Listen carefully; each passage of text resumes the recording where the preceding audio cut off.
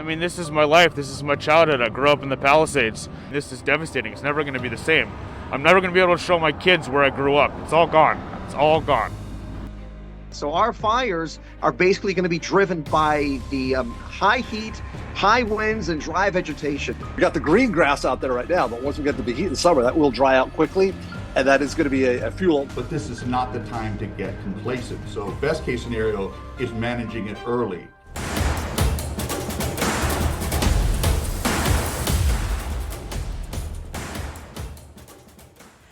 Well, as the last couple of months have showed us, there is no longer a fire season in California. The danger is real year-round. We thank you so much for joining us for this very important discussion on wildfires in California. I'm Liz Gonzalez with Fox 26 News in Fresno. We've brought together a group of experienced meteorologists at our Sinclair Broadcast Group stations to provide you with perspective and context as we look at the fire threat throughout the summer. Ilya Naiman brings viewers the weather at KBAK and KBFX in Bakersfield. He has more than 20 years experience working in newsrooms in Oklahoma City and across Southern California, tracking everything from floods, ice and snowstorms, tornadoes, and the severe drought. Brian Schofield is the evening meteorologist at KRCR in Redding. He forecasts for northern and central Sacramento Valley, the Redwoods and northern coast of California. He's also worked in Las Vegas and Palm Springs. And Fox 26 meteorologist Chris Kuiper's career has taken him from Bakersfield to Chico, Redding, and even Alaska before arriving in Fresno, where he forecasts for a region that spans across the central San Joaquin Valley, Sierra National Forest, Yosemite, Kings Canyon National Parks. So we're going to start with looking at conditions across the state. What are you seeing now, and how is that fire threat looking through the summer? We're going to start with the North State in Redding. Brian, tell us. I think we've been blessed so much. The climate and drought report just came out for March, and the water year has produced 100, believe it or not, 100 to 150% of normal rainfall. We are on track with just a wonderful year. And actually, we've had a good couple of years, but for the most part, this is all from, let's say, Napa North, not just the central and northern Sacramento Valley, but Yolo North and Placer County and north. And everyone seems to be doing very well on the rainfall, to the point where they're saying there is no drought in the North State. Thank you so much. Now, Chris, let's check in with you. How about the central San Joaquin Valley? Our situation may be a little bit different in that we had we got a barking dog. We also had a slow start to our rain season, and it really didn't get going good until about February or so. And then we had kind of a gangbusters March, and even April's been okay as well. So kind of a late, delayed start, but it finally got up to us, and we're at about 85% of average where we should be for this time of the year. Interesting thing, though, that late start to the season, we get a lot of rain in March and not so much during the regular season. That really promotes heavy grass growth in the foothills and in the valley. And those heavy grasses have they can certainly provide the fuels for fires burning on later on in the season there towards the fall and such. So we got the green grass out there right now, but once we get to the heat in the summer, that will dry out quickly, and that is going to be a fuel not for the forest in the higher elevations of the Sierra Nevada, but in the foothills and in the valley and parts of the Coast Range as well. We're setting the stage for having heavy fuel growth there in the form of these grasses because of the late start to our rainy season and the heavy rain that we had in the month of March. All right, thanks so much, Chris. So we're going to expand on that in just a matter of minutes. Now let's check in with Ilya to find out what it's looking like over in Bakersfield and Southern California.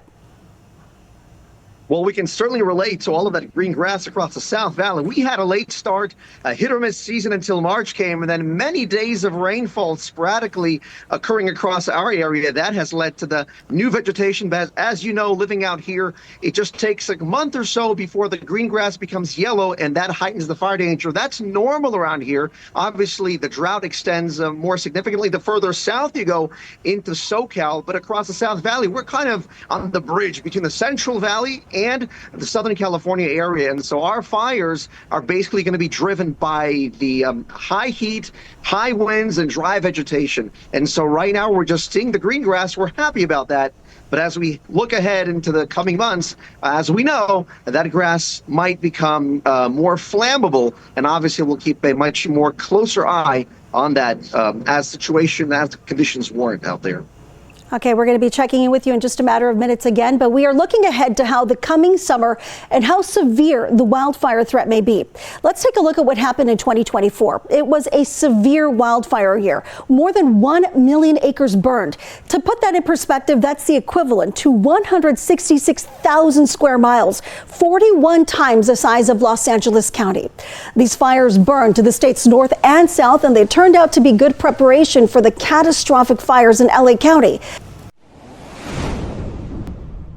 30 years in the military, and I've been overseas, and I've seen some devastation, and I thought this was a war zone. 2024 was a year that put California's firefighters to the test. Vigorous, a very, very strong fire season. The Park Fire to the north, the Burrell Fire in Kern County, the Lightning Complex Fire in Fresno County, and dozens more burning a combined 1 million acres. The interesting thing was it started early. It started in April. We were burning, and unusually, we were burning in the north part of California. Generally, you wouldn't see any kind of fire until maybe late May, early June. With conditions, Acuna says, were years in the making. It really is a build-up since 2021.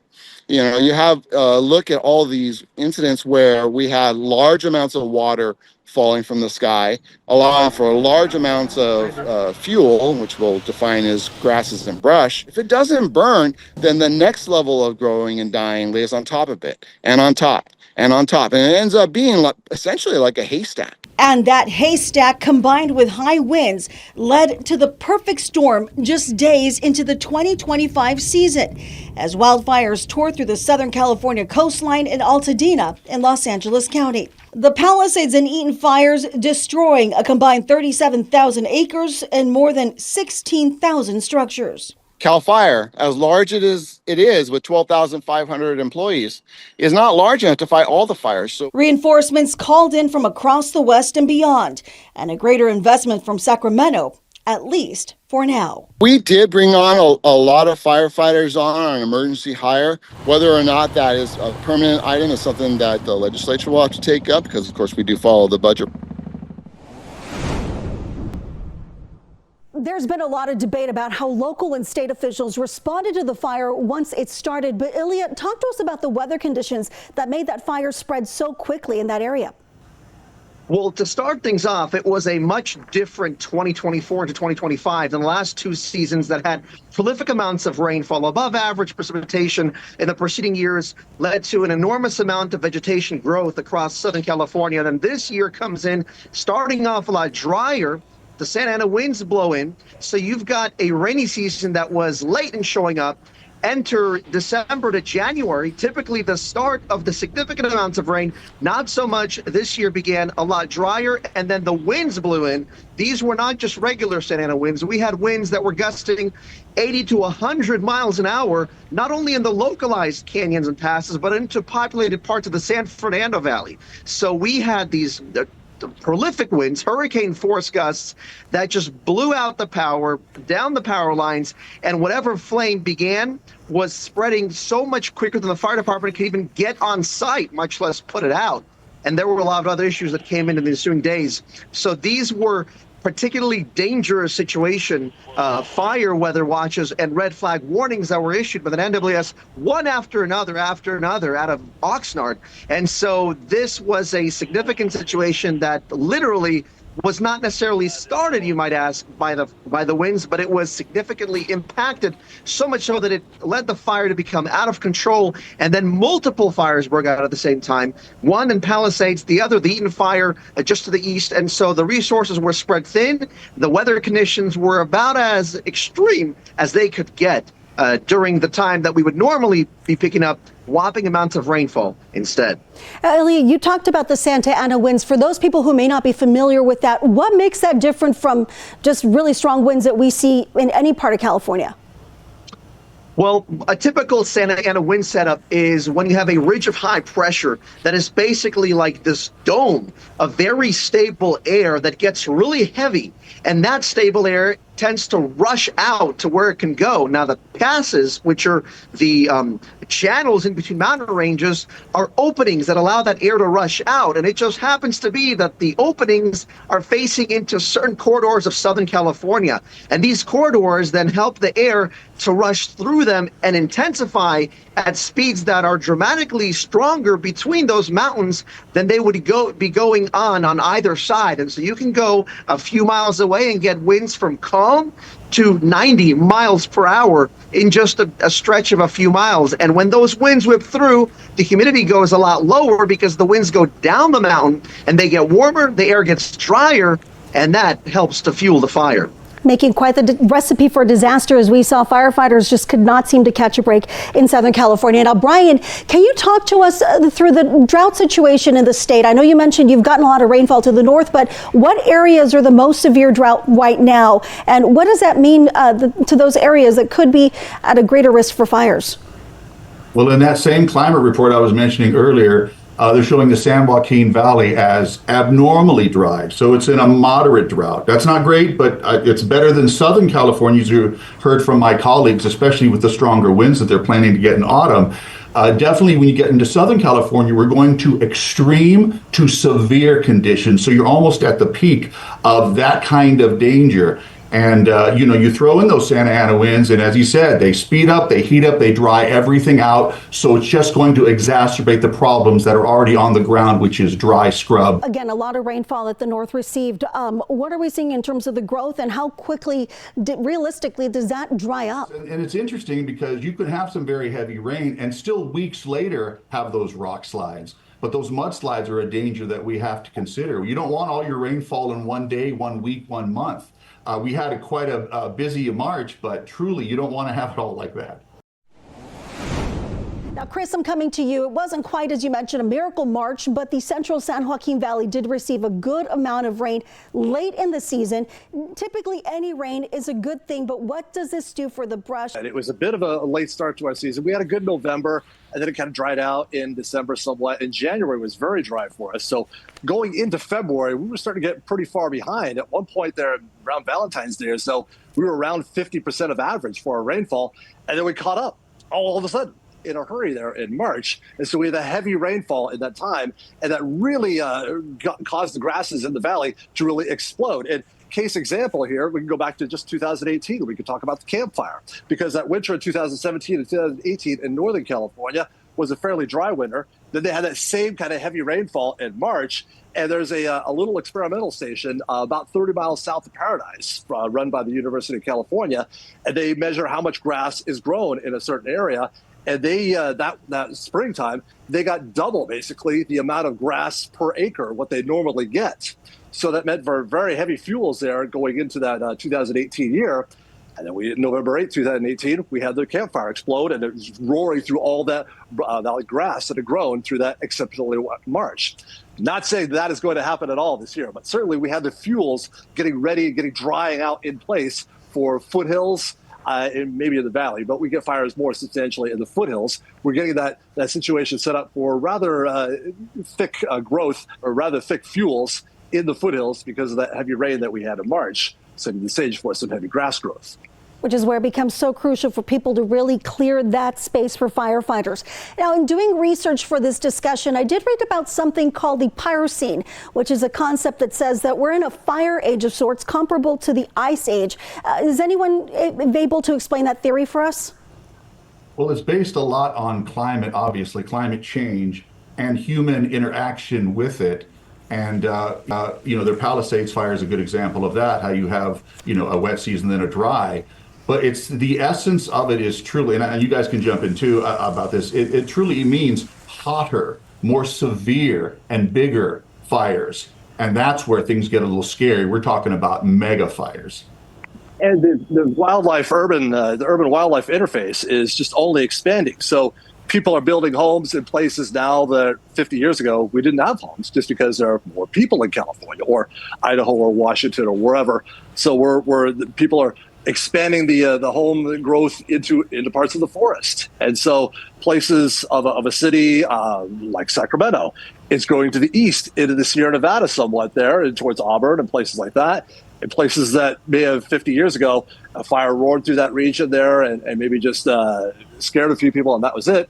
This time around, those homes have expanded, 20 miles into the foothills, into the Sierra Nevada, and now that same fire burning that same area can devastate 50, 100, 200 homes or so. And so we're expanding our growth into the forest, and that is also could cause additionally more homes, more damage caused in the future by any kind of future fires. Elliot, Right, do you want to jump in as well? Those are great words for my colleagues up north and central California. Just to add a few ideas, for hundreds and for thousands of years, fires would start usually naturally by a lightning strike or sometimes by Native Americans, and they would burn from the mountains to the beaches. It would take a few months, and then the rainy season would come, put it out, the next thing would happen, the next year after that. So the forests were a lot thinner back then. The brushes were basically cleaned up naturally, if you want to say, and then people came along and fire mitigation comes in. You have firefighters called to put out every fire. You have decades of growth because people don't want fires to burn up to their homes. So you have a situation where when a fire does strike, it can burn through up to a neighborhood with brush that hasn't burned in some cases for many years, sometimes 10, 20 years, even more. And when that occurs, obviously, that fire would burn hotter, more severe, more combustible. And then when you have multiple fires that occur at the same time for various reasons, the resources are stretched super thin. And that creates these explosive situations that tend to repeat because of the factors mentioned above. And so, we have to find a way to deal with this effectively. Otherwise, this situation will just keep repeating. And Ilya, I've heard, if I could piggyback on Ilya's comments there, I've heard a lot of folks, a lot of fire officials just talking about healthy fire and just managed prescribed burns and whatnot, just small areas of fire burning places that haven't burned in 50 or 100 years or whatever. Keep in mind what it is that we are able to control versus what is out of our control. And as we heard CAL FIRE mention earlier, that's why it's become such a priority to strategically place crews where they're seeing these weather conditions are starting to really affect the amount of fire that can spread. Okay, we're going to go around the state again to get your thoughts when it comes to our weather conditions and fire risks this year. What are the best and worst case scenarios in your part of the state? We're going to work our way down the state, starting in the North State with Brian in Redding. All right, well, our best case scenario is the mitigation. You've heard that word thrown around. That's a good one, but they're doing that quite a bit here, not sitting on their laurels, even though we're not in a drought situation. As a matter of fact, snowpack for 2 years straight has been at or above normal. I think the Sierra, Northern Sierra, is at 118% of normal snowpack. That's phenomenal stuff, but this is not the time to get complacent. So best case scenario is managing it early. But worst case scenario is obviously getting complacent. And if we had a dry year or two, if an underwhelming year shows up, then you've heard the word fuels. That's what we will have left from what was green. And I'm looking at my colleagues behind them. I wish I was outside with you guys. It's so green there now, but we know it doesn't take long for that to become brown and dry and become the fuel for enormous wildfires. Chris, your thoughts on the central San Joaquin Valley? Our spring our rainy season has not been quite as generous, and so we're a little behind. Unfortunately, the Central Sierra snowpack is not as healthy and robust as the Northern California snowpack, and it is below normal. And so things should be drying out, and the snowpack will be melting off a little quicker, unfortunately. And so that might mean a little bit of an earlier fire season for the higher elevations of the Sierra Nevada in the Central Sierra Nevada. Best case scenario is obviously no major fires. We keep our fingers crossed for that. But it does seem like the foothills do have the potential for the heavy grass growth, that the fuels will be there. And the Central Sierra Nevada in the highest elevations, the snowpack should be about done by July. And so that time, the potential does exist as we get into the fire season. And along the coastline, it is looking like a bit of a La Nina years, which is going to mean the fog on the coastline is going to be pretty good out there, for at least through June or so, the June gloom. So immediately on the coastline, probably should be okay. But once you get inland a little bit, that's when fire dangers does start to increase rather quickly. All right, thanks so much, Chris. And Ilya, we're going to wrap up with your thoughts in Bakersfield and that part of the state. Best case scenario, worst case scenario. So according to all of what was said until now, you can see how tied in fire situations are to the weather conditions. Across Kern County, we've got a very diverse climate phenomena. The South Valley, which is the agricultural side of the southern San Joaquin Valley, is very different from the deserts on the other side of the Tehachapis in Sierra Nevada. And we've got these diurnally driven winds, which in the summertime are common and usually a daily occurrence. These winds are dry, they're gusty, and they hit about the time that the vegetation has dried out considerably from the rains of the previous spring and winter. And so the Burrell fire, which was basically the biggest fire in Kern County history, occurred just last summer, and it scorched a huge amount, a large footprint just south of the Lake Isabella area. That was started by a car crash that basically sparked that fire that was out of control for many weeks. Actually, it took them multiple months to finally get it contained into the beginning almost of autumn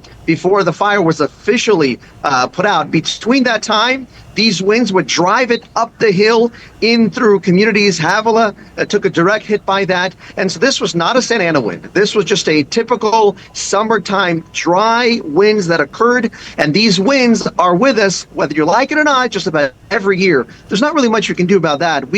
All we can do is be aware of the situation, prepare for it as far as the worst case scenario when all the ingredients come together, the dry vegetation, the gusty winds, and the unpreparedness of the communities. The strategic placement of the fire departments ahead of these events could be something that would go and help communities that are at risk. And in our area, a lot of communities are usually at risk when it comes to fire season, or year round for that case, if the season is dry, even into the winter, like Southern California found out just a few months ago. And so that would be something we consider, always being aware of the fire hazard, which is built into living out here. It's normal. It's a part of, daily living, yearly living. But the question we should ask is, what can we do to communicate that challenge to our viewers? And what then can the viewers do to make sure that they create those buffer zones, those spaces around their properties to give them a fighting chance to survive? And if a fire is moving towards the area, to get out of the way as quick as they can. Obviously, it means taking warnings seriously and heeding those alerts whenever they may arise. Ilya, Brian, and Chris, I want to thank you all so much again for joining us. And thank you at home for joining us as well. We certainly all hope for a safe year ahead and limited wildfires in California. But we know each of you will also be helping your local viewers on YouTube and your local TV station keep them informed when those fires do threaten. Again, we thank you so much for joining us today.